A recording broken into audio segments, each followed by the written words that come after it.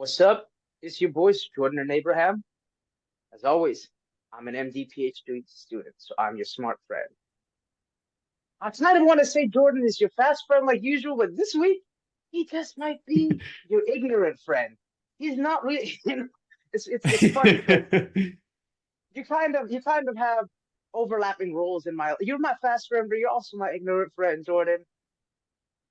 Tonight I'm going to introduce you as my ignorant, friend, not my fast friend. That's You that's the really title of the wanted to episode. waste no time disrespecting me in this show. Yeah. Yeah, yeah. We got your ignorant friend who happens to be fast, and your smart friend who happens to be slow.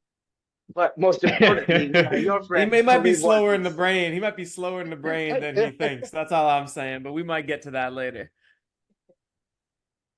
Man, this chap, this chapter, this chapter was both great and mid at the same time for me because it felt like we're building up to something, but it was honestly just like too much of a tease.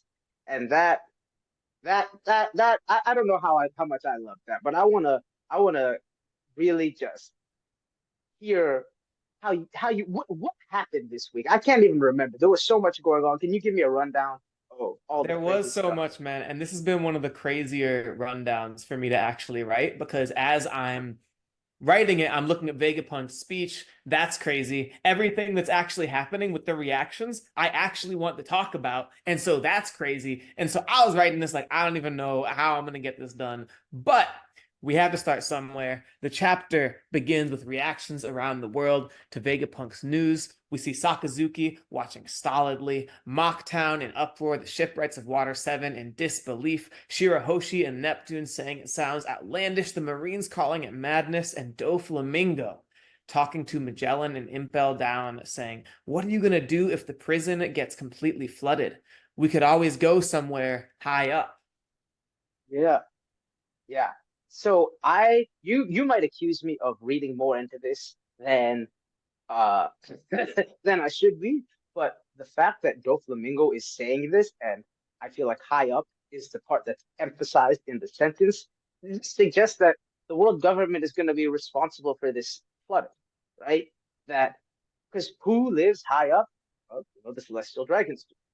So if if if this were a natural, you know, cause, if this flooding was related to some natural This is how you're event in gonna the take world, this. This is how you you're gonna take this. you no Okay. no, I was just like, man, it just seems like we had this whole back and forth about like, is there going to be a triggering event? Is this going to be related to like the nature of the world and geology? I heard more about geology last week than I've heard in like the last 10 years of my life. And Doflamingo's speech made me think, hey, this is probably going to be more of a triggering event kind of thing that the world government does, and that's why they're emphasizing up high. What about you? What do you think? Well, I wouldn't say that I think reading into this is too much because again, one of the reasons that I put this on, this is also one of the first points that I want to talk about in my review. It's really interesting when we're talking about, you know, if you remember back in Marineford, when Doflamingo kills Moria, Moria's like, who sent you after me? Was it was it the whoever? And he says, no, someone even higher up.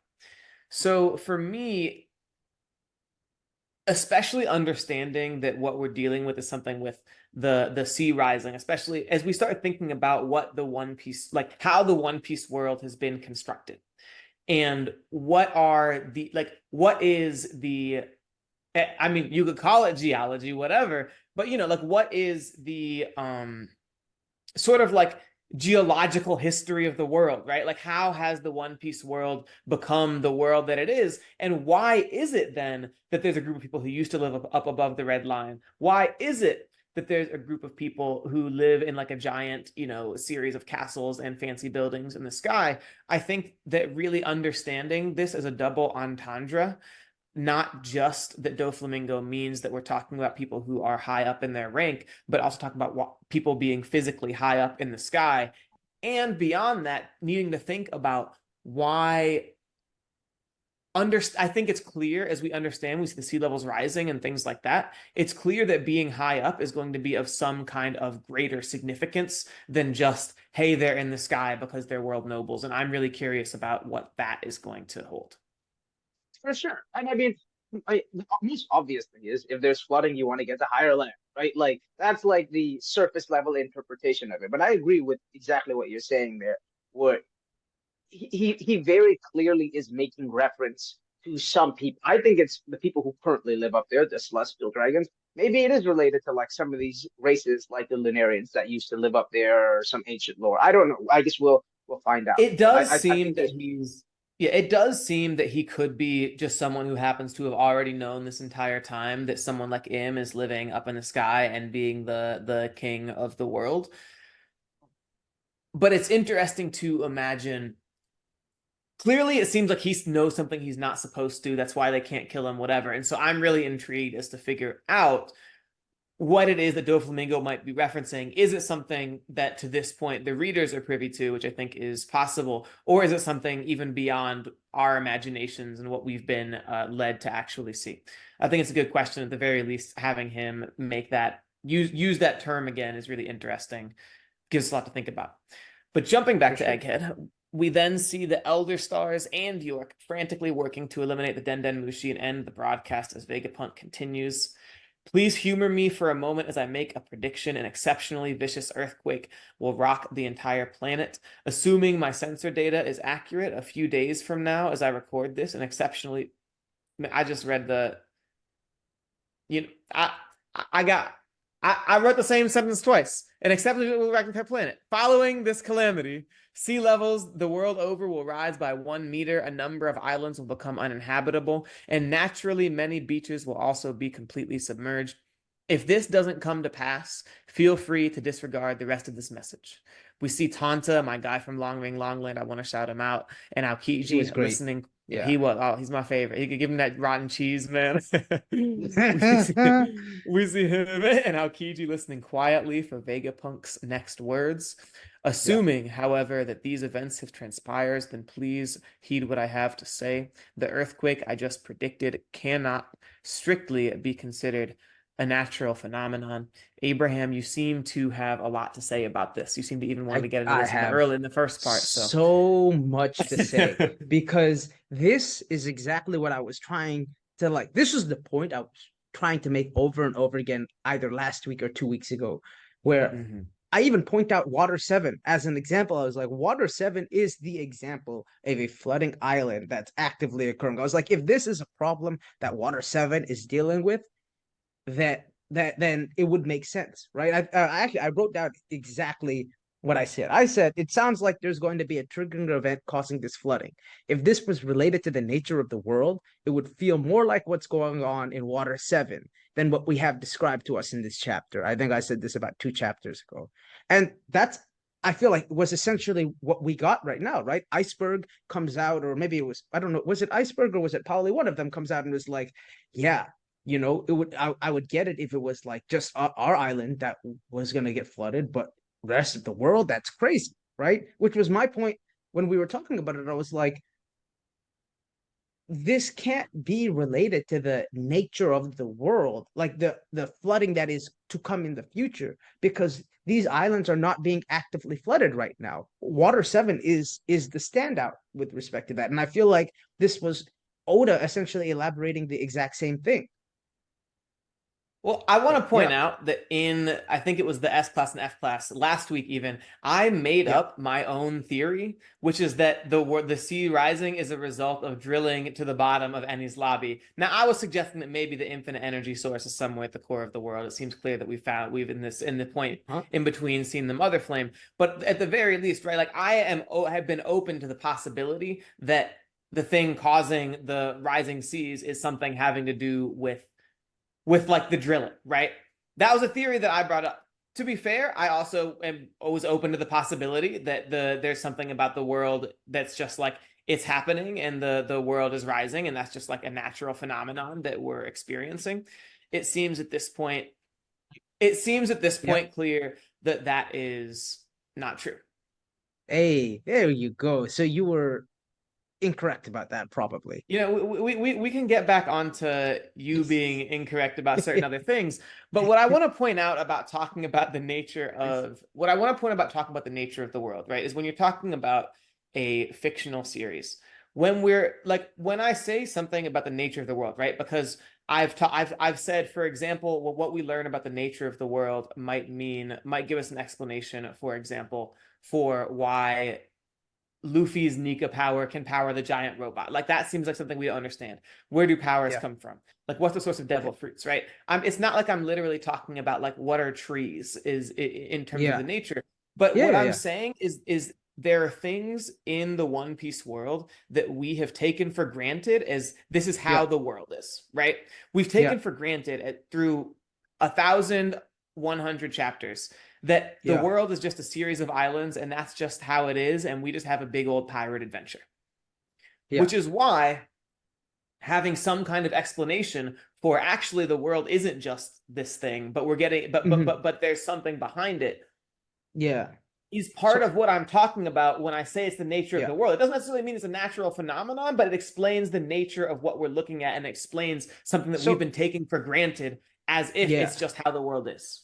Yeah, yeah. So we're gonna get to the ancient kingdom stuff at the end of the chapter eventually. But I think what you were talking about there could be related to to what Vegapunk is going to eventually reveal about the Void Century and the ancient kingdom stuff, right? Like it could be like the ancient kingdom was Wow, like that's amazing. You said that that's related to that. So it, there's no, a no, I possibility that some said of what I'm saying I said possibility could be it yeah, could yeah, some of it could be right. exactly, exactly. That's Yeah, yeah, interesting. it That's could, crazy. That's crazy but how you said that. but I mean, I don't think it will be right. I think what will end up happening, like I've been telling you, okay, I don't want to jump the gun because we're gonna get into that whole discussion in a little Yeah, bit. I yeah, want we're to gonna stick on get I want to stick on what we're talking about right now, right? I Yeah, think yeah, yeah. this whole stuff with the flooding though specifically, right? Yes.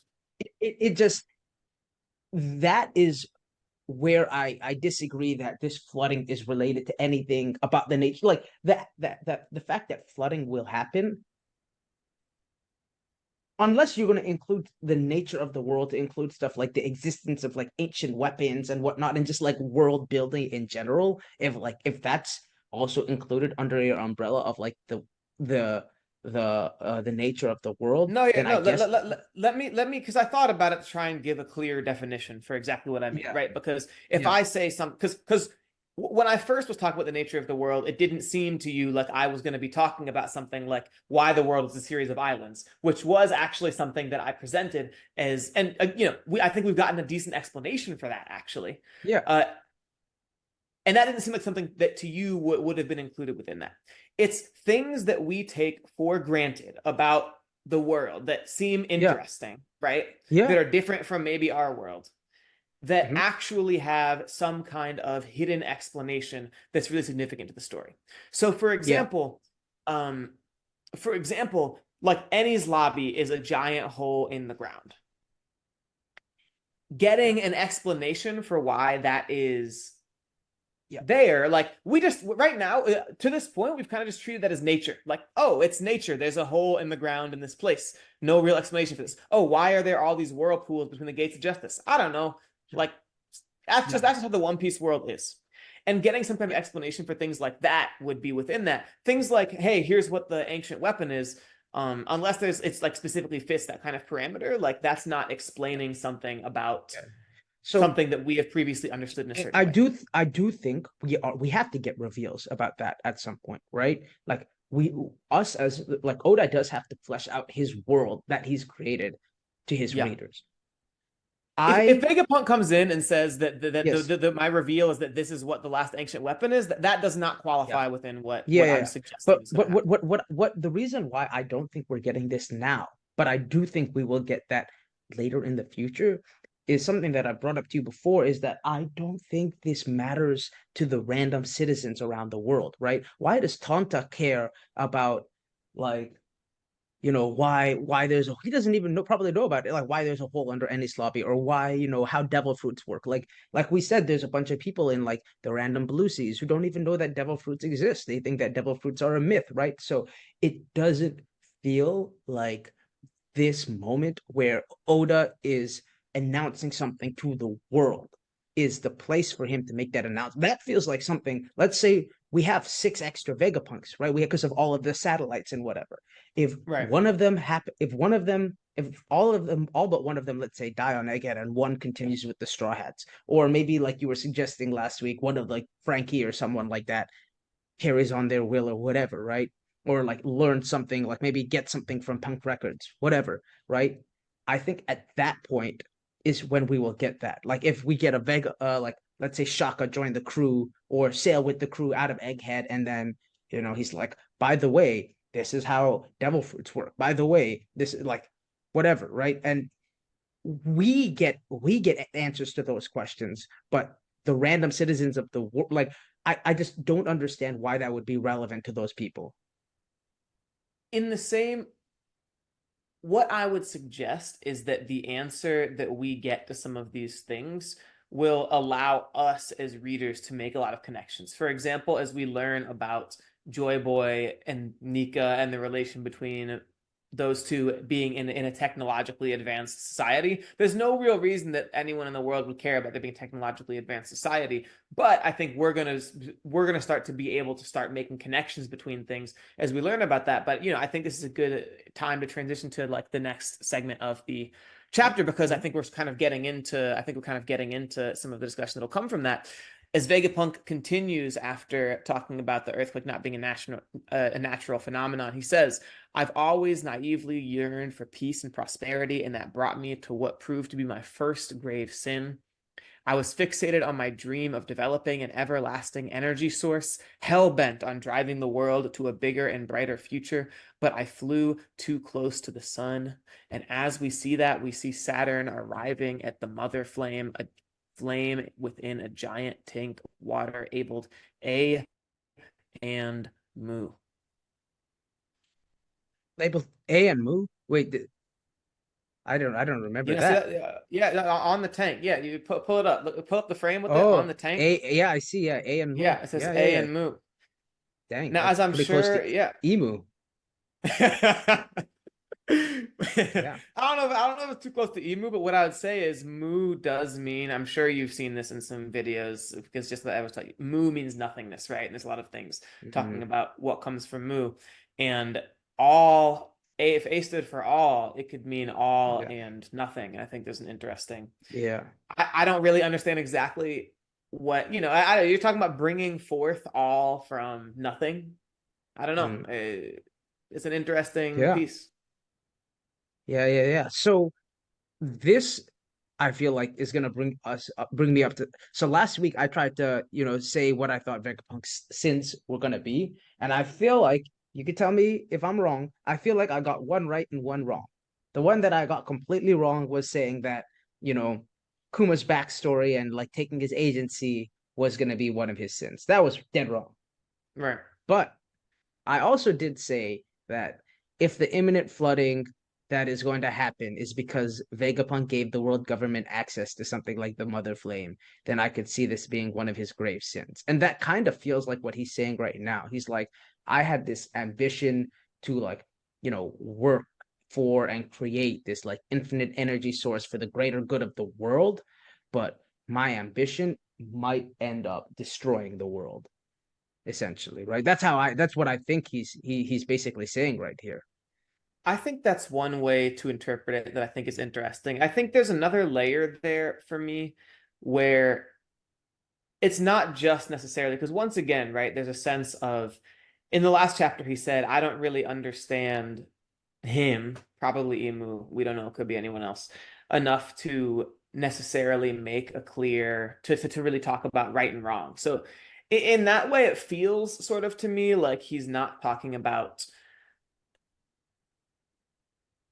this thing must be evil, this like what I did was created and then eventually used for someone, used by someone evil. I think I brought up last time, I like the idea of him feeling like it ended up being that it was taken away from, like, he wanted to, I think I taught, like part of what I saw is inheriting the will of O'Hara, which obviously, we're going to talk a little bit more about later, but part of what I saw is it being something where he wants to make something accessible to everyone that is currently not accessible to everyone, which in a lot of ways it would be like what you're talking about with giving the giving the world government access to the mother flame. But what I start to wonder from seeing his words here when he says, I was fixated on my dream, and I flew too close to the sun. Like, I start to wonder, was there some kind of unexpected, unintended consequence to Vegapunk creating the mother flame? Is there some kind of byproduct that has resulted in something bad in Yeah. our world, something that we Yeah. know that is bad, that is not just done Yeah. because of the world government, but just like because of doing this Yeah. thing, something bad happened that has affected the whole world. I feel like that is the use of the mother flame for weapons, right? Like I think his intention was to develop this energy source for the world to, you know, fix a lot of the problems that people deal with. And maybe he naively thought that that's all it would be used for.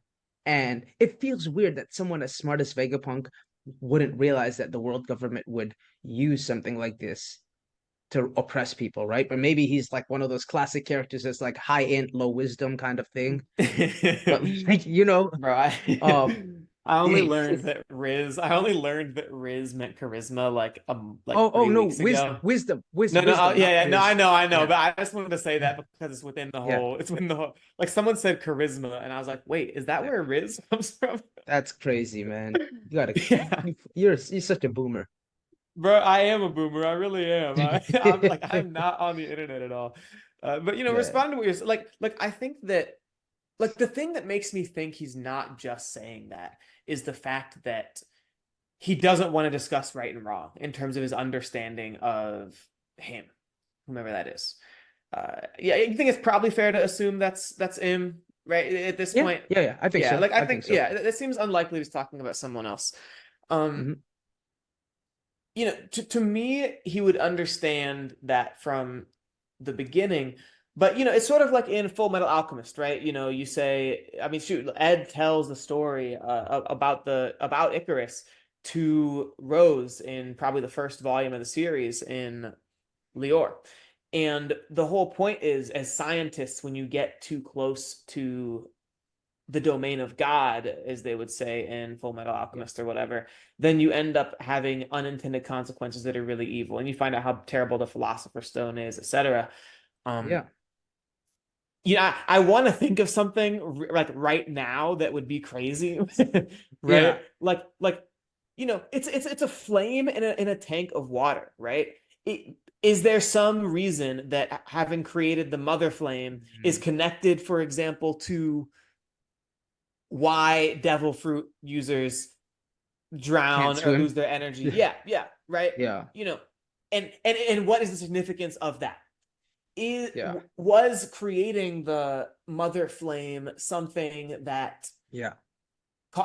like I don't really I have think a I don't clear know. answer for that, but I get yeah, what you're saying. I think it would be really cool to get something like that. I just think it's so unlikely, right? I just this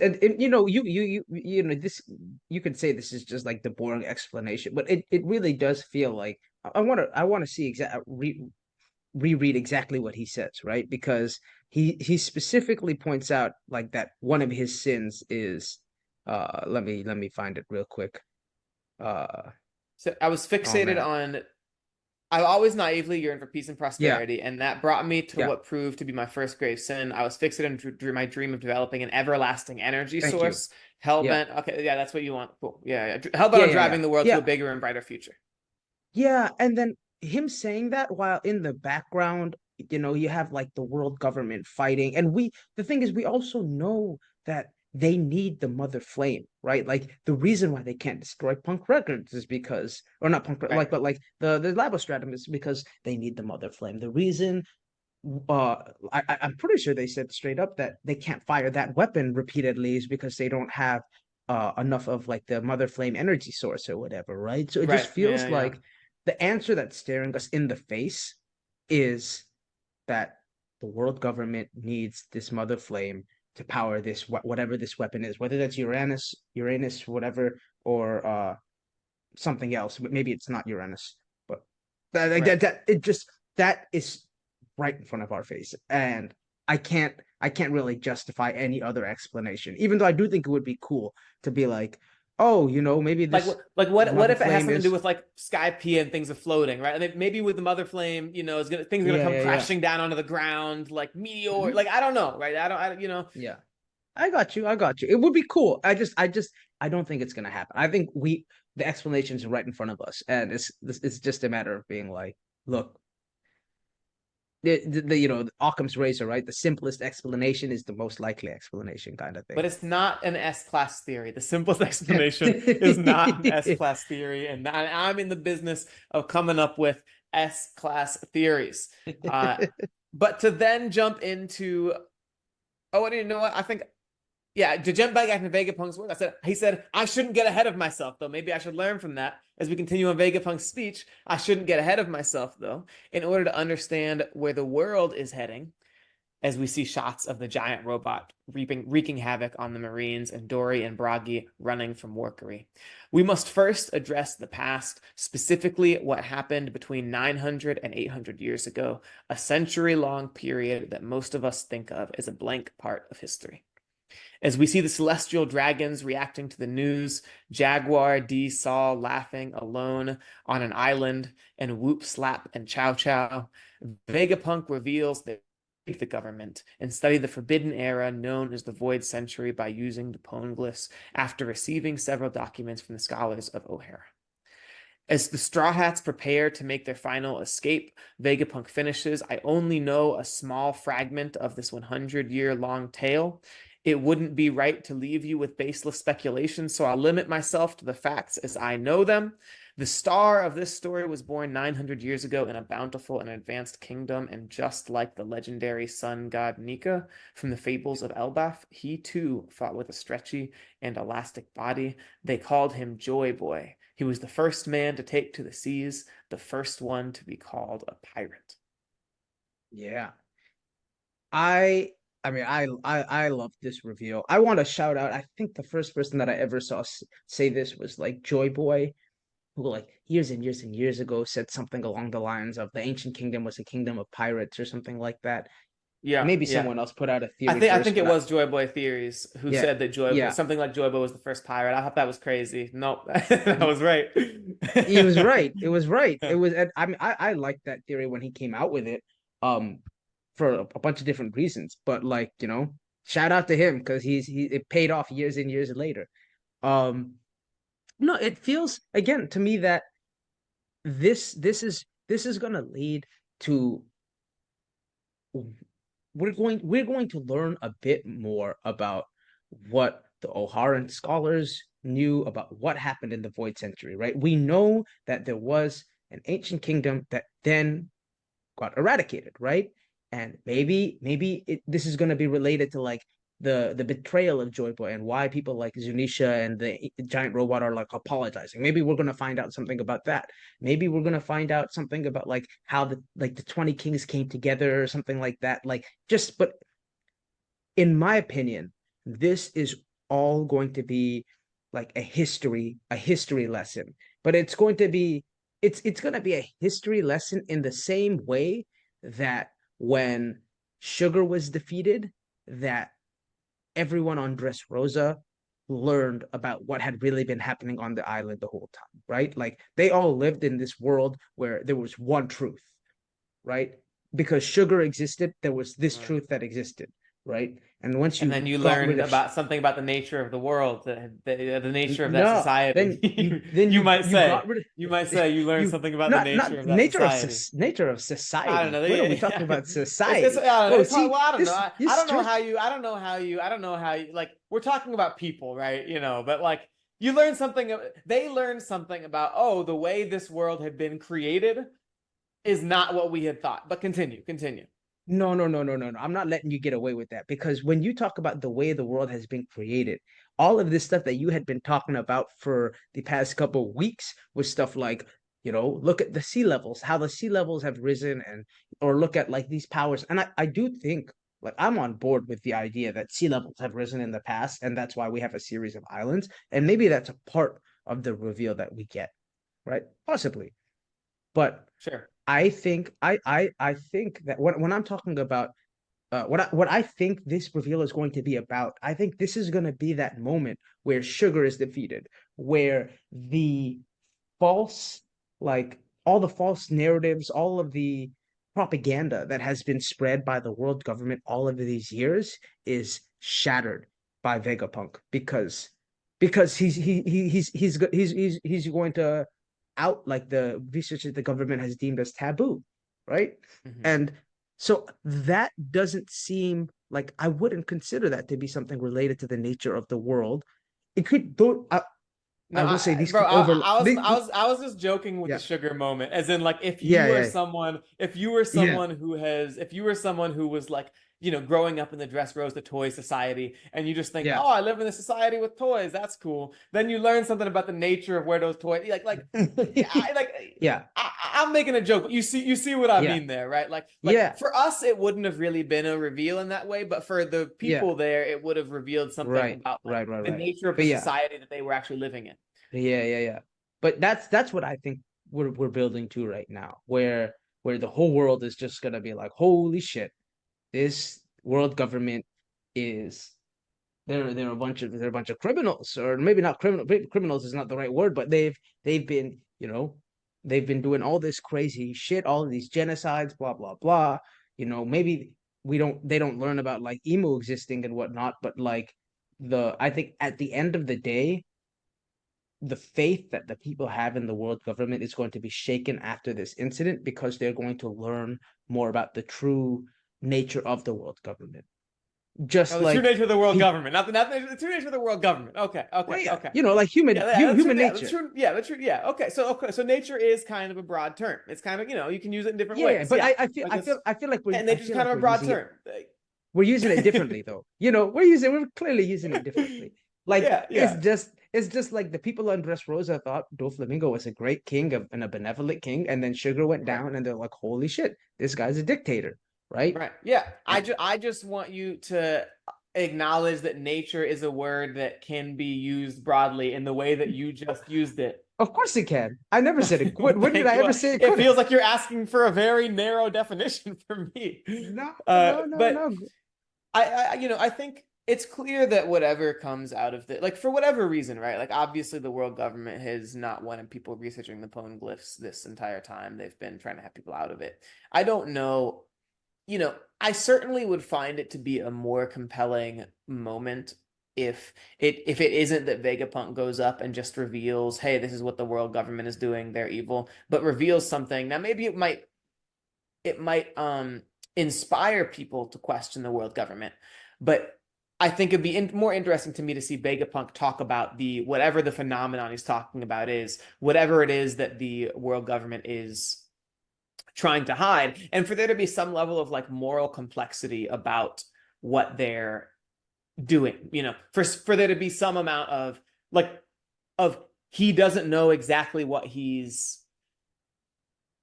of M is trying to potentially save the world from Yeah. something, but doing it Mm. through really questionable means, but sort of giving Yeah, people and the readers the tools to kind of reevaluate where yeah, we yeah, yeah, are. I do yeah. think I do think there's still a chance that we end up with some kind of explanation for, when we start talking about Nika, the sun god, Joyboy, we look at the Mother Flame, in the same time looking at the Mother Flame, and talking about an advanced society. I do think there's some amount of potential for having some kind of explanation for like whether it's like Luffy's power and where that one specifically comes from could potentially be dealt with. Like it could be something for about like, but I think there's potential for this to be more, which is going to be Yeah. interesting So to see. I got a question for you because I do think from going back all the way to Sabaody, where Rayleigh is like, the conclusion you guys get to might be different from ours, or in God Valley, where you have Roger fighting alongside the celestial dragons rather than fighting with rocks, to Right. now where it doesn't seem like there's there may not be a straightforward solution. Right. Um, but to me, the reveal of the Gorosei and their forms, they're like the forms that they transform into, they're just the only word I can use to describe it is just evil. Like you They do look at look pretty Saturn, evil. you Yeah, they look do at look Saturn pretty and you're like, evil.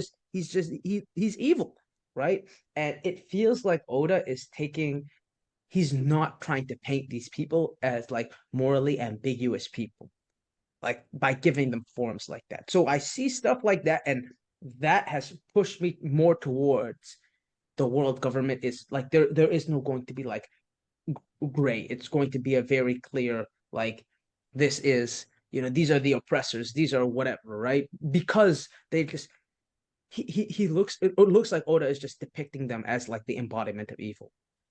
That said, I do think that what we've seen with Oda, what he's tended to do is give his villains some kind of, except for maybe like Crocodile, right? Or like Don Krieg or some jank like that.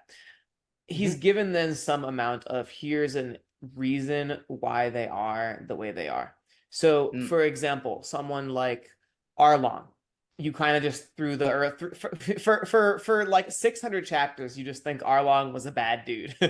And Yeah. then you go to Fishman Island, Abraham's #1 top favorite arc of One Piece. It's Let me tell not, you it's something. not. We just Let me tell you something, Jordan. If you keep on disrespecting Fishman Island, I'm gonna have to take your black card like Kendrick took Drake's. Keep on disrespecting Fishman Island. Watch it. Watch yourself. Bro, you African, bro. Get out of here, man. You African. Wakanda But forever. but the I even got lost in what I was saying. I got so distracted by, oh yeah, You were giving talking about complexity to Arlong. bad Yeah, guys. Yeah, yeah, complexity to bad yeah. guys. Big Mom, for example, you have this kid who just like wants friends and has created this world where everyone's her friend, and it's actually very oppressive. You have someone like Kaido, who it turns out was like a really young, hopeful guy, and just over time just grew less and less hopeful and became completely cynical about the world. None Mhm. of It's true, none of them look as evil as what we've seen to this point from the Elder Stars, Yeah, but I think that doesn't preclude them from having some yeah, level of complexity. It's just that the decision that they're making is yeah. something that I think Oda is going to say is I have wrong. I have two people I want to bring up real quick because you brought Please. up a number of villains, but two people that you did not bring up that I actually think are the most relevant to this conversation are NL Mhm. and Dofi, because I think both of them are like both Skypiea and Dressrosa are microcosms Right. for the story as a whole. NL is literally like a god, like Skypiea. We don't need to get into all of it, but both of these arcs are Right. microcosms of the story, right? Right. Right. And Right. Right. to me, those two are the villains that have the least moral ambiguity in the show, especially Enel. Enel is just a fucking psychopath, right? He just Yeah. wants like Enel I is kind of a psycho. Yeah. yeah, and Dofi, I understand Dofi had like a tragic childhood, but even like as a kid, you see how like fucked up this guy is, Yeah. He was right? always a So bad dude. Yeah. yeah, Like he's so he's he's out when getting you he's out there getting like pinned up, and he's just like, Father, kill them. I hate them. I'm gonna kill them all. Yeah. yeah. So what do you think? Because I think those two villains are the people that we have to look to when we're thinking about Imu and the Gorosei rather than all the other villains we've had in the story. I think to be fair with Enel especially, there doesn't seem to be a lot of moral ambiguity. You could start to wonder exactly where he comes from and whatever's going on with, winged people that we might not know about. But I think that that's something that's very fair. It's with Doflamingo, I at the very least think there's a little bit more complexity. The thing that he's doing is bad, but I feel like we don't actually have a great understanding for Doflamingo. I think there's probably some amount of he clearly like knows something about the world that we don't at this point. And I think there's probably some amount of him having become a cynic because of whatever his experience is, whatever this thing is that he knows, and so he's made whatever decisions that he's tried to make. He is someone who's like definitely still evil, and the thing that he's doing tends to like not be good. He also is someone who cares deeply about his family and cares deeply about the people who are close to him, and like so there's always some kind of, even with the most evil characters, some kind of, I would say, redeeming quality. But Abraham, we focused a lot today on how wrong I have been about certain things. Okay. And I Okay. just want to, I wouldn't say that we focused about it that much on it. I think the jury's still out Yeah. on some of my things. I think the C thing is we got an answer for something that I necessarily said. I think mentioning, I had been predicting that we're going to learn something about a source of energy, and I think we're getting some more of that might potentially lead to more in the series, so that's possible. But I at least want you to admit I that you also were I no, also predicted that, by the way. I also no, said I thought the mother flame was going to be an energy source. no, not that. I mean predicting that part of Vegapunk's reveal is going to have to do about like the energy source, like where energy comes from in the world, right? Okay. That's one of the things that has been there. Now, I would just really like you to, it would be very big of you to admit that you were wrong in suggesting that the reveal from Vegapunk was not going to be a reveal for the readers. Because I want to be really clear, because I did give you a lot Yeah. of credit. That Yeah. one did prompt me to get on Yeah. my Yeah. phone and do the crack dealer gag. I did that. And You I did. think You did that repeatedly about a number of different things. I have done that repeatedly about a number of different things. But I Yeah. think that sometimes that my doing the crack dealer gag and the amount of ridicule that I rightly espoused to the idea that this reveal was not going to be a reveal in any way for the readers Yeah. sometimes gets attributed to what I felt about to how I felt about things like studying the poneglyphs or learning about the void century, etc. I think I said when you talk about letting the world government up, I said you're right that has to happen, and maybe that also happens. Hmm. But for that to happen, why would Vegapunk be the one Let to me give the reveal if let that's me all it is? let me break it down for you real quick. When you do that crack dealer joke, that applies to the whole idea. Everything it doesn't apply to one subset of the idea. Wait, no, hold on. If I'm smoking crack about you can't be like you're a crackhead here, but not with this same, only for like half of your idea. So I'm holding you to this for the whole thing. My whole But no, idea hold was on. Okay, yeah. go ahead, Abraham. Go ahead. Your whole No, no, idea no, was because no, because I do agree that when I said it was a reveal for the people of the world, not so much for the readers. I I guess I was that was definitely did not end up being that is definitely not the case, right? Because we're going to learn about the void century, which is something that we don't know about. But I guess what the point I was trying to make when I said that, and I probably just didn't phrase it correctly, is that the reveal that we need to get is something that needs to be relevant more for the people of the series rather than the people who are reading the series, right? That it's like what I mentioned today, where I was just like, right. why does the rest of the world need to care about why there's a hole under Annie's lobby and all these other things? I probably didn't like express myself correctly, and so that part was incorrect. But what I meant to say was essentially that whatever is being revealed has to be important for the people that are actually living, like the common folk in the story. Right. And you, as an example of that, you basically said that the world government's dirt, or like them realizing the world government evil, was an example of that, and that has to happen by the end of the story, right? Yeah, yeah, yeah. And in response to that, I said, you're right that has to happen, and maybe that also happens. Huh. But with Vegapunk wouldn't have to be the one to reveal that if that's all that's going to be in the reveal. So I want to be really clear here that I Yeah. feel like I have been getting all this. I've been getting some. If you're listening, I've been Wow. getting some mean messages from Abraham in the Discord. I've been getting some mean messages from Abraham in the Discord. Uh, Yeah, I have been yeah, you called me a that crackhead. part of Well, you called me a crackhead. you just That it hurt was my obviously feelings. going to be a That prediction. no, It was obviously going that to hurt my be a feelings. reveal for everyone. It was obviously going to be a reveal for everyone reading it. And No, no, to no, be no, no, no. fair, in that Yeah, well, it was in the end, wasn't it? It sure was. I was right about that, and I thought you were on track for predicting otherwise. But in the end, yeah, I think the jury's still a little bit out yeah, on most of these predictions, but I do think yeah, that there's clearly some possibility that everyone comes out of this realizing the world government is evil. I think that we're learning things about the One Piece world yeah, that have to do with the nature of the world. Yeah. And I think there's And possibility that whatever we learn, having yeah, learned about the nature of energy, having learned about yeah, the mother flame, we yeah, might yeah. end up having a greater understanding for some of the other things So that we I, w- didn't I, w- before.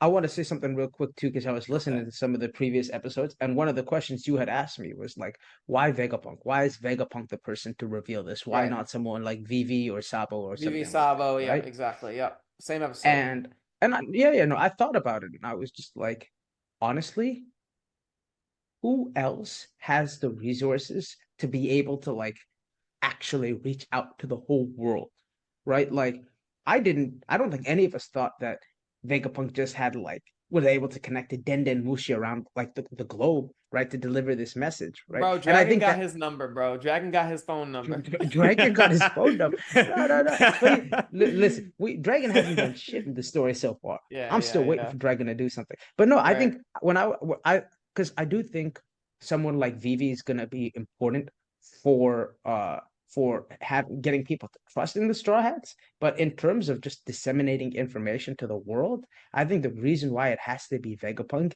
is because no one else in the world has the ability to just like hack into whatever all of these Denden Mushi and just like broadcast to the world, right? Like Vivi can't do that. I think the only person who might have been able to do something similar to this is Morgan's because of like the whole Sure, sure, yeah. newspaper Press. print stuff, all that stuff, the press stuff. But Morgan's is obviously not going to be the one to do that.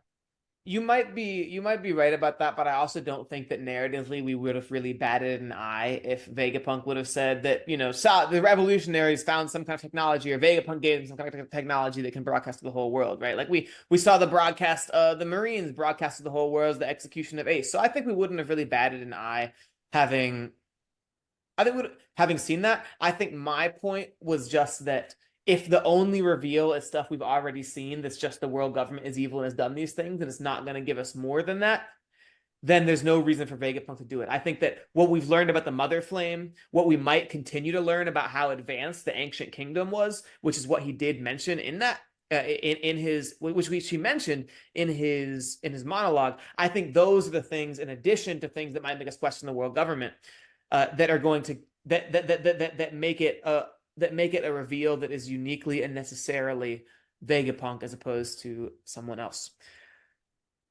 But we've had a heated discussion. We I have. think we've been being negative, towards each other a little bit. I think Abraham says some very rude things to me on the internet. I'm not gonna lie, but I listen, but it's man. time to be positive. It's time to Listen, be man. positive. You called me a crackhead. You I, called me a crackhead repeatedly. Bro, I didn't call you a crackhead. Your crack dealer called my phone. I don't know why you gave them my number. Like, your crack dealer called my phone. I don't know. Like, I didn't call you a crackhead. It's time to go to awards show.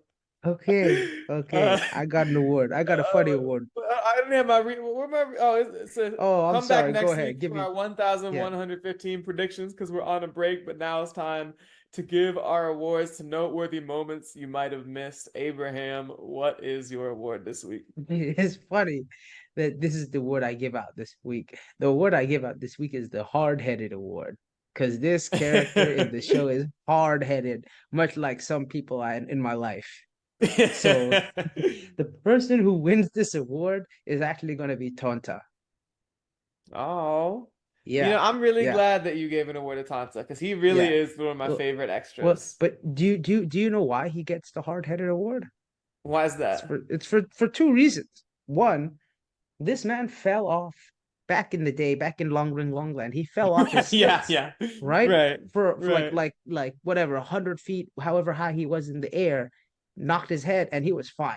That dude Yeah, did yeah. not die from. So you had to have a Right. hard head to be able to That's survive true. that fall, You do right? a literal hard head. A literal hard head. But not only that, this man in this chapter is back again on these stilts after after he played It's himself for true. like It's 50 true. years. He Right. just Yeah, went back because because he's he hard-headed. got afraid to get off is the reason Yeah, that he was afraid to exactly. get off is the reason he was on stilts. It, Exactly. And it's just such a beautiful, like, honestly, it's such a beautiful moment as someone who's been reading One Piece for a long time to have this character that I honestly absolutely love. Who also, sidebar, like, his whole story, it does seem suddenly very relevant with the whole rising sea levels. We could honestly get into a whole separate series of conversations about how to interpret that, which is also very close to like knock upstream, etc. But I don't want to do all that right now.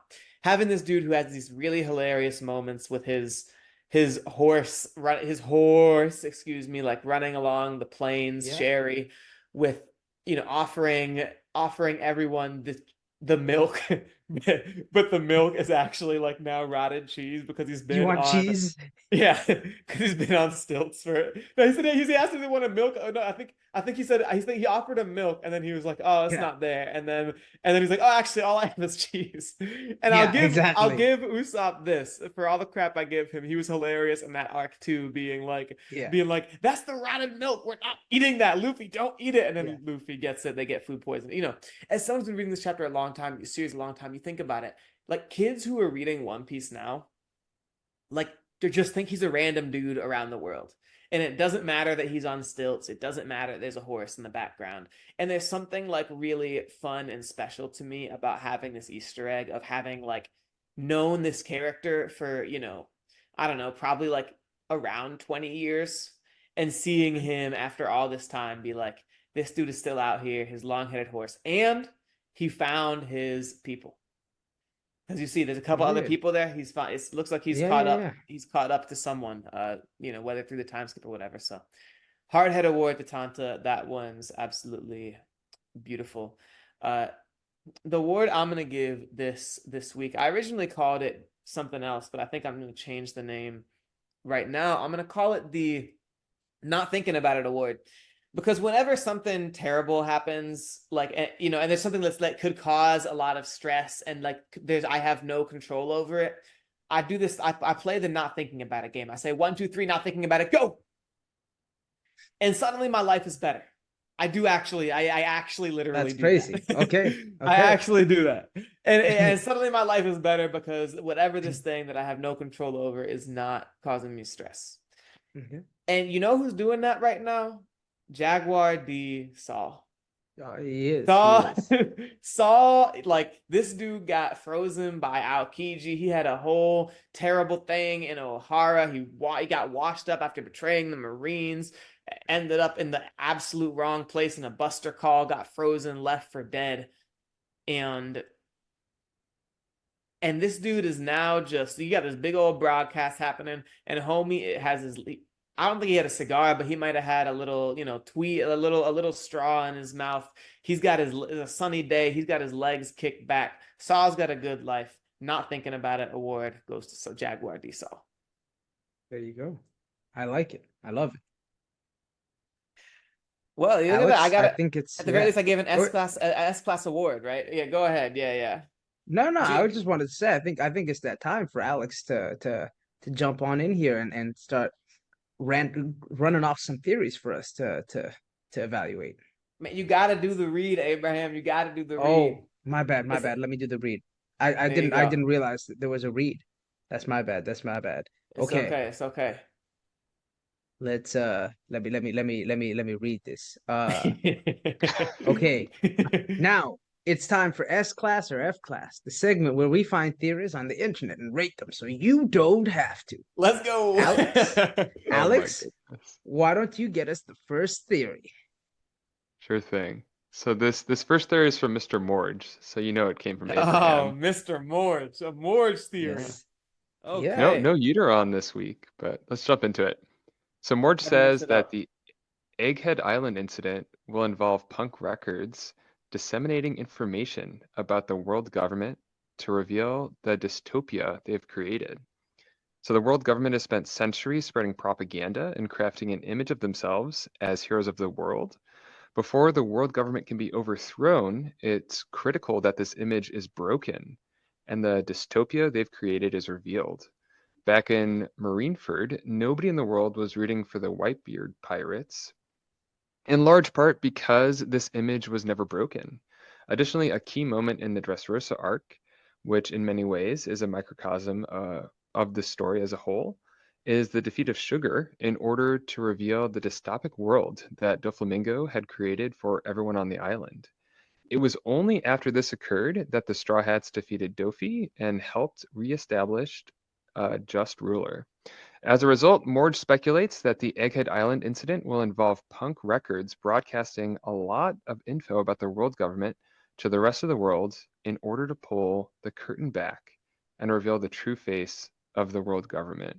Jordan, I want to hear your thoughts on this. We've already talked about this quite a bit on this pod, but I think one key point here is that Morge put this video up about a year ago. So we're now seeing the fruits of his speculation.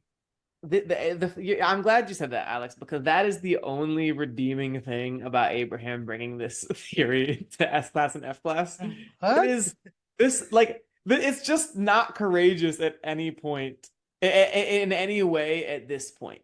Like theorizing that, to be fair, at the beginning of this arc, that the Egghead, yeah, yes, that is an S class theory at that point, that prediction.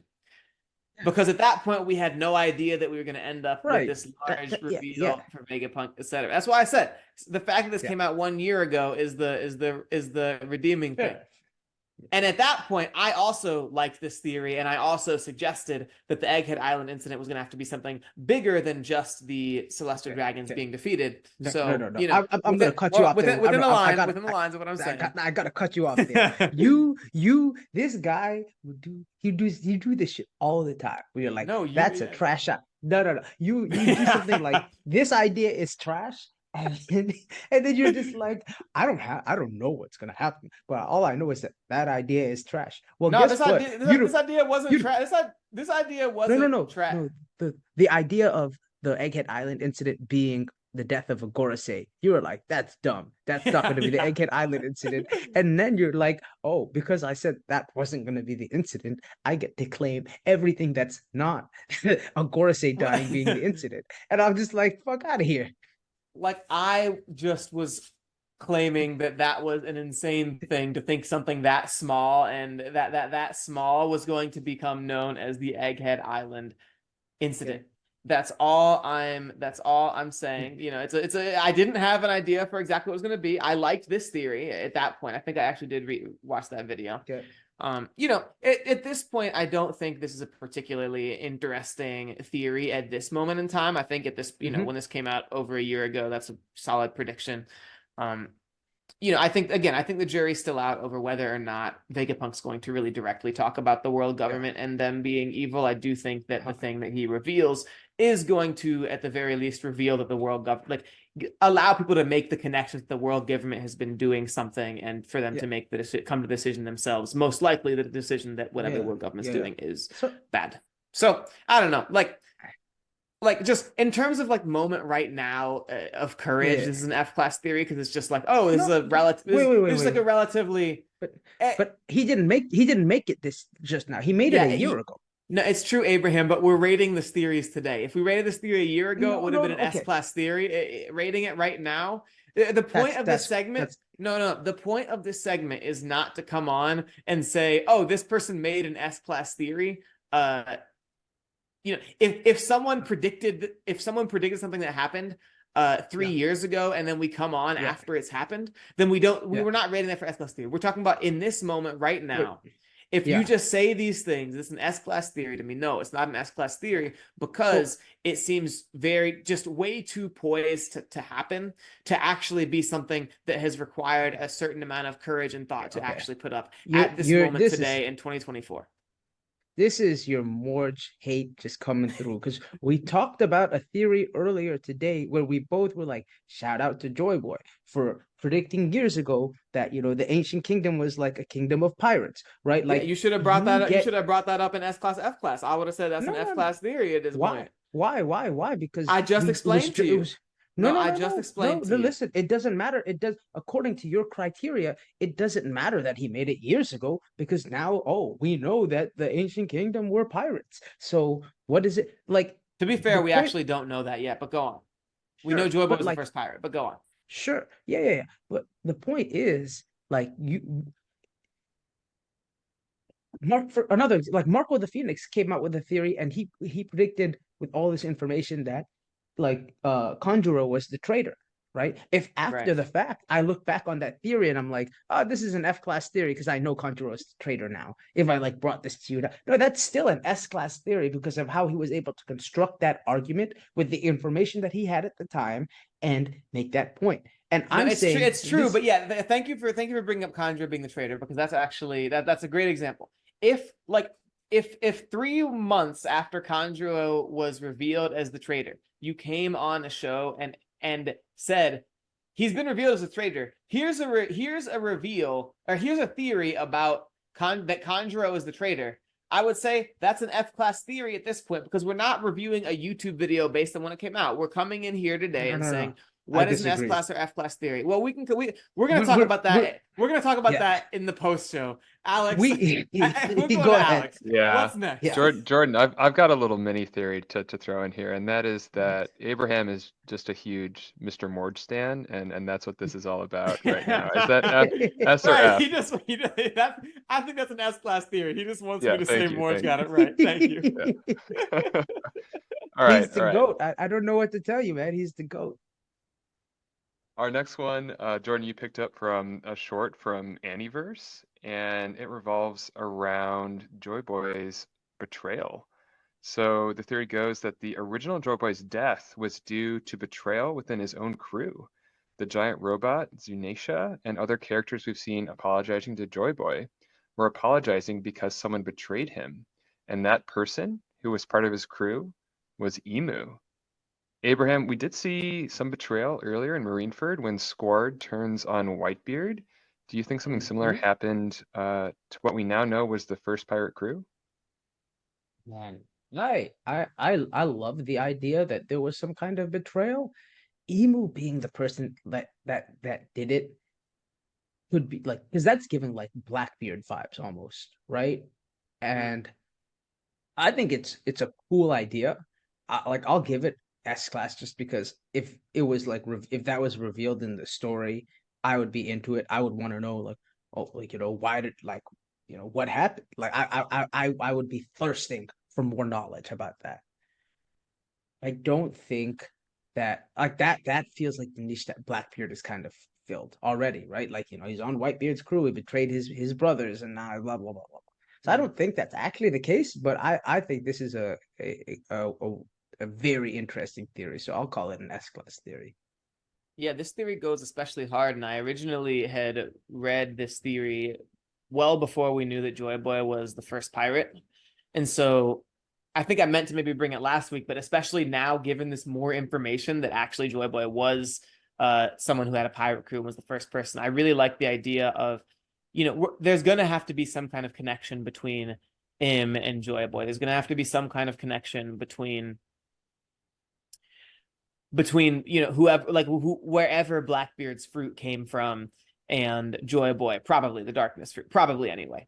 And so I really like that this gives us an interesting structure for like the history of what's happened between Joyboy and in a way that gives us like place within the context of the ancient kingdom and the characters that had and the people that were like living then, and see that will having continued over years and years and years.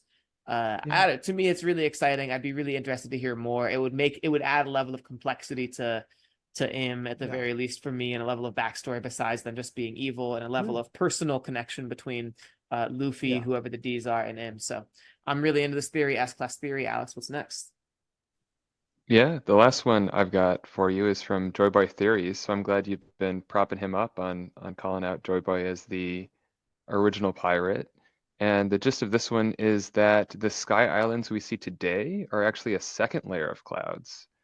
Prior to the Void Century, the initial cloud layer that now forms the foundation of the One Piece world covered the original world.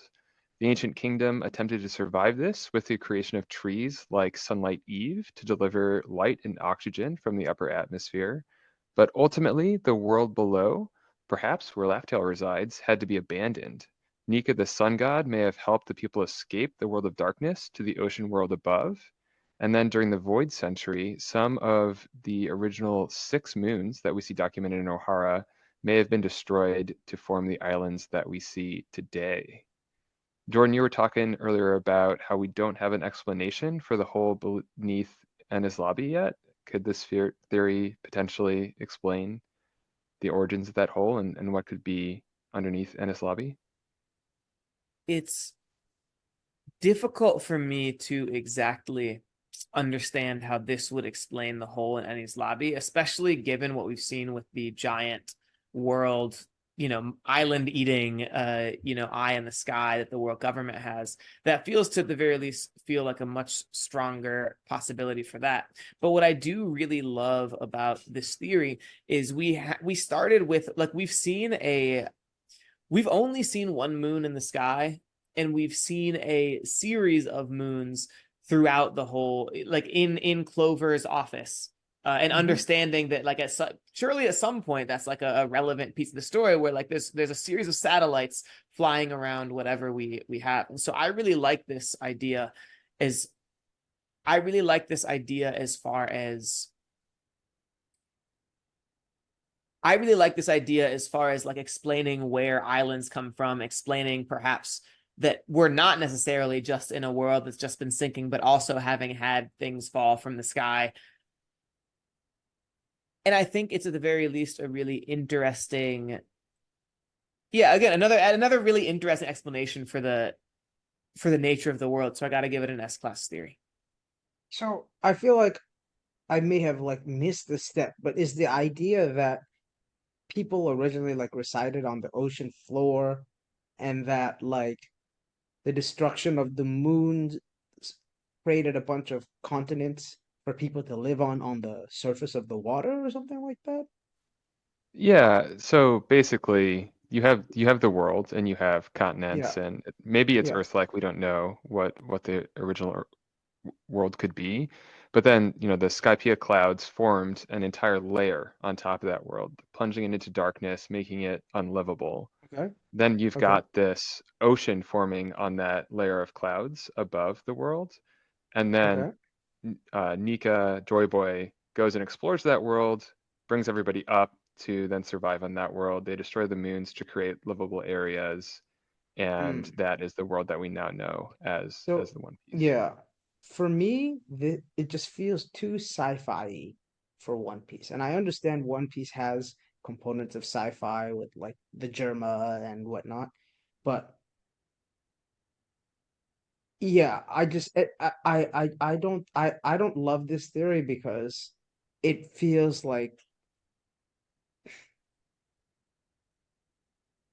we're jumping through so many hoops to try and like, I don't know, fit everything into like try and fit everything into place into the world as how we know it exists right now, right?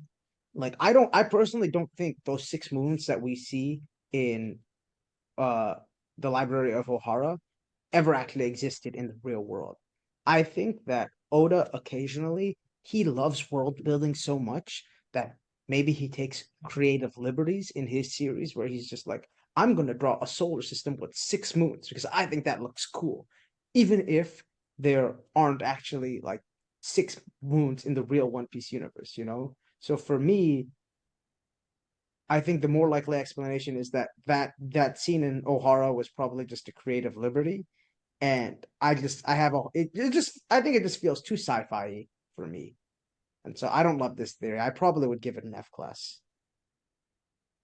That's crazy, man. Joy Boy is the GOAT. I thought it was a beautiful theory. I like Joyboy. I was the first person to shout him out today, but like, You were, yeah. I think this one's complicated, and that makes it kind of tough to figure out. Like, there's aspects of it that I find more difficult to get behind, and aspects of it that I find really interesting. But overall, when it has enough courage and enough things that make me think that's kind of reasonable and could explain something, do I think it's true? Probably not. But as a theory, it's definitely S-class fun to listen to for me, anyway. Yeah, I'll also say it's worth a watch. He goes into a lot more detail about how the devil fruits may have been formed. So if you have okay, a minute, okay, yeah, I'll go give give it it a a look. watch. Yeah, CC, for I'm sure. very intrigued. So that's it for S-class and F-class theories. Now it's time for One Piece Would You Rather, our new segment where we answer hypotheticals as if we're in the One Piece world. Alex, what do you have for us today?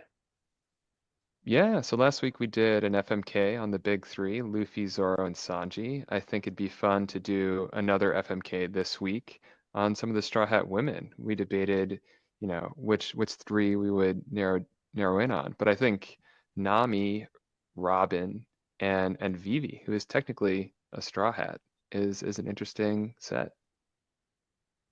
Jordan, you wanna go Bro, first? this one's easy. I'm marrying Is it Robin. okay? First of all, Okay. you know I like the older women. First of all, so we're already Yeah. starting off on a good. We're starting off on a good thing there. Robin is the baddest. She's incredibly smart. Uh, thoughtful. Kind of has like a backstory, but like has worked through it and is like a really just like kind, whatever person. And just Robin. I love bangs. I pre-time skip, right? Give me the bangs, like just beautiful. Love Robin. Uh, and we're talking about a one-nighter, it's gotta be Nami. You know what I'm saying? Like we're talking about a Ooh. one-nighter, it's gotta be Nami. Like, You're gonna off Vivi? here's the thing. You remember Long Ring Long Land, right? Now, one Yeah, thing yeah, one I thing do. we have seen is through the whole series is Nami has a temper and she can maybe get a little physical with our characters. All right. Now, I don't know how much we talk about these things, but I don't mind that one bit. I don't mind that In the one bit. bedroom? I don't mind that one bit. That like little some, I might be turned this No, way, might get slapped the no, other way. I don't have no, one issue with that. nope. And I feel like Nami will fulfill certain things for me that Vivi, Yeah, in terms of a one nighter, yes, she's a princess, no, whatever, but I'm already marrying Robin. This is an easy answer, man. yeah, Marry Robin, a one nighter with Nami, yeah, and it's just nah, as a matter of sadness, Vivi just has to die. yeah. No, no, I agree with I think Robin is the most interesting of all of them, right? So you gotta marry Robin. I need someone to that'll keep me interested. I don't want to get bored with whoever I'm with. And I feel like, Vivi, she's really, really nice and selfless, but like that's really not much of a personality. Like Right, Nami, right. Nami would get on my toes and just, she just might like Oh, murder me. that's what you like? She would get Yeah. on your toes? Oh, I didn't know we were Bro, getting like that. what? Why do you always take things to the weirdest I've been places? listening to too much Nightcap, man. I've been listening to too much Nightcap. So I'm not married. Not I'm definitely not marrying. It has to be Robin that I would Right, marry just because she's the most interesting of the bunch. right. I'm Although Vivi is a I'm princess. Vivi is a princess. You could be a sugar yeah, baby but for that's not sure. interest. Yeah, I Yeah, don't but I mean, necessarily sugar find her baby very is, interesting. yeah, but you could be a sugar baby. That's You will true. get to be a prince. I didn't think about that. I didn't think Yeah, about that. man. But No, yeah, I thought regardless, about that and I still chose Robin, but I just want you to think yeah, about that because that should be at least included in the calculus. it should be. It should be. Hey, but I gotta live in a desert, bro. See, I gotta live in a desert if I marry this girl too. I don't want to live in a desert. You living in a castle in a desert. Yeah, but these people tried Bro, to did kill you the whole see family like not did you that long ago. see did you see how much food they had? What you mean they tried to kill the whole family? Like Robin's family? In the They already war? killed No, Robin's whole family. that's They true. And killed I know. and like Nami the only one that got family. Like, what are you talking about? No, I think I gotta marry Robin. I agree with Mary and Robin, but I'm definitely smashing Vivi. I'm not banging Nami. It's definitely Vivi's choice for sure. I think Bro, Vivi is the most beautiful woman in this series. I thought, man, that blue, maybe it's just because it's so exotic, but like that blue hair and like eyes, like she's just a beautiful, beautiful, beautiful woman. She's bro, she's definitely that my one night stand. choosing Vivi over Nami. This dude definitely doing missionary every day. That's all I'm saying. What? No, no, no. Nami is definitely Bro, the vanilla choice. Nami, no, not, no, not, yeah, bro. Nami Nami is a definitely a freak. hundred. No, Nami No, is no, definitely a no, freak, no. bro. Nami might not. Nami is the vanilla choice because that is like when I say vanilla choice, I'm not talking about who. she might be in the bedroom. I'm talking about like people's tastes. Like that's not the courageous pick. That's just like Nami's been in the story from Hold on. day Well, one. I think She's I think I actually gave you some pretty courageous answers as to exactly the specific set of skills that I think Nami could provide that are in line sure. with my tastes. No, no, So no, no. yeah, I'm I'll saying, be clear I'm with saying, that. I'm saying the kind of people that would choose Nami, maybe not you, but in general, the kind of people that would be like Nami for waifu over like someone like Robin or Vivi or whatever. Those are just vanilla people. Vivi is Um, clearly the more exotic pick. So I'm smashing Vivi, and then also, Nami's a selfish person. She has her moments, and I love her. She's a straw hat, but bro, it's a I, one. I, That's the whole point of this hypothetical. It's a one nighter, bro. That doesn't matter. No, All no, I I'm know saying is who would I rather kill between Nami and Vivi? I'd rather kill okay, Nami sure, than sure, Vivi. sure. Yeah. Yeah, fair enough. But Vivi not gonna hit me in the face, so that's what we got for that's what we got for that's what we Man. got for the One Piece chat today. It's time to talk some about the culture. Abraham, have you heard of Stellar Blade recently? Uh, Not until like a day ago, but I don't really know what it is. Is it a video game or something like that? Yeah, man. So as I'm going to read from an article on Den of Geek. Unless this is your first day on the internet, you're probably not going to be surprised to hear that gamers are leaving enthusiastic comments about a highly sexualized female character. For that matter, this is hardly the first time that such a game has featured a stylized and sexualized female as a playable protagonist. But some find the design of Eve, the main character, and the team's attitude, as well as the attitude of some Celebrate fans, towards her design to be problematic or simply creepy. Some are simply uncomfortable with the general approach to character design, while others argue that this fan service style feels regressive at a time when female character designs in games are regularly criticized by some gamers for apparently not being sexy enough. It should be noted that Stellar Blade received a mature ESRB rating for, among other things, quote, blood splatter effects, unquote, quote, revealing costumes, unquote, and quote, breasts that jiggle during combat, unquote. No, that's a quote. Breast that. That's a quote. That's a So quote from the reveal. I Breasts got a that jiggle question. during combat. If you design a character with big breasts, but they don't jiggle during combat, like you just like Stannis in like her bodysuit or something like that, Right, right, like right. is that mature? Is You it the know, jiggle or is it the big breasts? Abraham, I really I would recommend you look up some clips on YouTube, but I'm not actually going to do that. I'm going to get to what this did to my algorithm later. Okay. The it's not just like breast that jiggle during combat. It's like basically in any outfit that she's in. Like you remember that One Piece cover spread where you had the four women and just like these ridiculous and aggressive upskirts. Yeah. It's like anything she's doing, you just see her like she's diving forward. It's gonna give you a slow-mo when it's just like basically a crotch shot, right? If she's like sliding on the ground, it's gonna come around and give you the angle where it's basically just a crotch shot. And some of these outfits and like the way her boobs are just like exposed everywhere is like it's insane. It's like it's crazier than anything I've seen in like any other video game. Okay. It's like well a level beyond Samus. Yeah. Yeah. Okay. So I guess to tell you about the wasn't in my YouTube algorithm. I started seeing these random videos come up because a buddy told me about the game and I looked it up and Yeah. I got a recommendation that's just like why Celebrate Blade should win Game of the Year. And so I click on it. Okay. It's like a minute Yeah. video. And it's Uh-huh. basically just like a 1 minute segment of an action scene with like four upskirts and like God damn. her just like bent over crazy. And as time has gone on, I was messaging our friend Joaquin about this, and every time it just gets worse. My YouTube algorithm took it worse and worse. The other day, I got one that is just so you know how a lot of these Japanese RPGs have fishing mini games, right? Like, okay, sure. Yeah, you can just like go fishing, fishing, right? Fishing and Pokemon kind of thing. Yeah, exactly, right, that kind of thing. Yeah, I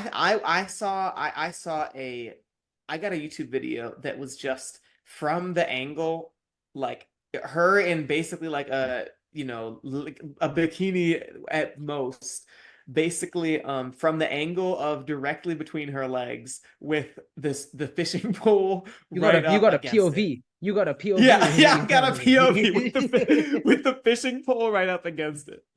God And, damn. and What? I texted my boy Shane, who told me about this game. Every time I get another one of these, I'm like, okay, it's reached the max, right? And that one was a Japanese. It says "Sorewa Starabre," like this is Stellar Blade, you know. Yesterday, I got a video recommended to me on YouTube. It said top 10 Japanese adult video actresses and porn stars. Your algorithm is total, Bro, it's total. bro. You can't. You know what the crazy thing is? You're gonna have someone at your house one day. Like you might bring a girl over. She might be like, Bro, I want to watch right. something. You just open. You can't even open YouTube up around people because I something can't like even that open pops. YouTube. I can't even open YouTube. It was That's absolutely wild. like by the time I had the POV, right, I was texting my boy saying, bro, my YouTube, this is ruining my YouTube recommendations. It's starting to look like the hub. And he's like, yeah, it's kind of like when you get like, you watch one right-wing video and you start getting it. And I'm like, yeah, but the problem is like, I don't hate looking at this as much as I hate looking at right-wing stuff. So I look at it just that much longer. I said, Mom, is you looking like the hub? And then it actually made a porn recommendation for me. It was the On craziest. Well, YouTube, there's not porn. actual, Wait, this. but the top porn star actress is that one, that one. Like, I'm just saying Oh, that that's already getting me to like, it was already at like starting to look like the hub. And then when you actually start recommending me adult video actresses, that was yeah, next level, bro. that's crazy. Also, man, these like you actually watched the video, so like maybe this isn't as crazy, but the way that these phones like listen in on these on conversations that you have or people that you're around and just how Right, your information is shared is great. I'll tell you, I mean, two examples. One time, I went to go hoop at the undergrad campus at WashU, right. Yeah, like where yeah. I go to school, right? We Um, know you're an MD PhD student at Washington. Go no, on. no, no, no. Like, people might not know WashU. You know, it's in the That's middle true. of That's St. true. Louis. Who goes to St. Louis? You know. Um, so I go to the basketball gym to go hoop, and the guy who I rent the ball from, like that's working there, he's clearly like a East African dude. He's like Ethiopian, Right. right? And Yeah. I can recognize I that see you, brother. yeah, he recognizes that I'm also East African. And so, you know, we talk for like a minute or two, you know, he tells me like he's like, you know, my name is like Michael, blah blah blah blah blah, whatever. The next day, Facebook friend recommended is this dude. And Bro, that's crazy. Yeah. I'm like, bro, I have no mutual friends with this guy. I was just That's like, you crazy. know, that Yeah. right? Yeah. And I'm That's like, crazy. That's it was unbelievable. ridiculous.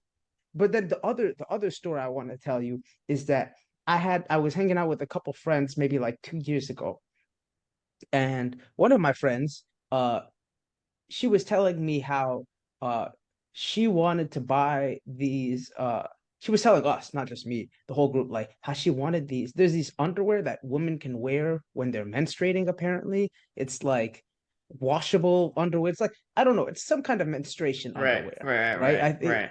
um and she was like, yeah, you know, this is what I like. I want this, blah blah blah blah. I can't remember exactly what the nature of the conversation was, like why she was bringing it up, but I had never heard of this. I was just like, you want what? Like, what is this exactly? Right. And that she was explaining it to me, and then the next um 2 3 weeks, I just all of the ads that would play before my YouTube videos were Oh my ads about God. this kind of underwear. And I'm just like, Dude. I texted her. I was like, "You ruined it." You know, like I keep on getting these ads for this shit. I'm like, I'm not even a woman. I'm Bro. like, why are Yeah. you advertising? Right. These algorithms are just going like totally bonkers, man. It's totally crazy. Yeah, like the algorithms, and the lack of privacy on these things is unreal.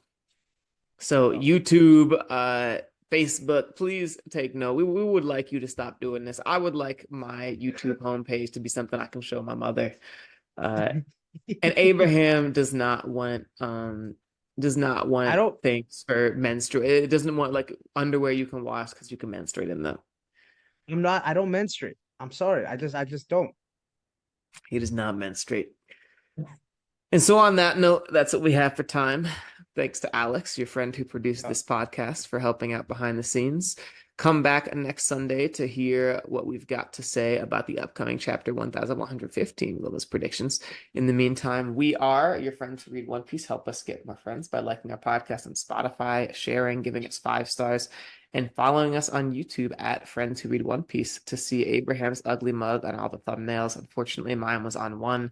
As Abraham pointed out, it did not do as well as the other videos. I like to think that that has nothing to do with how I look, but if you ask my dad, he might disagree. Thanks for listening. Later. Take it easy, guys.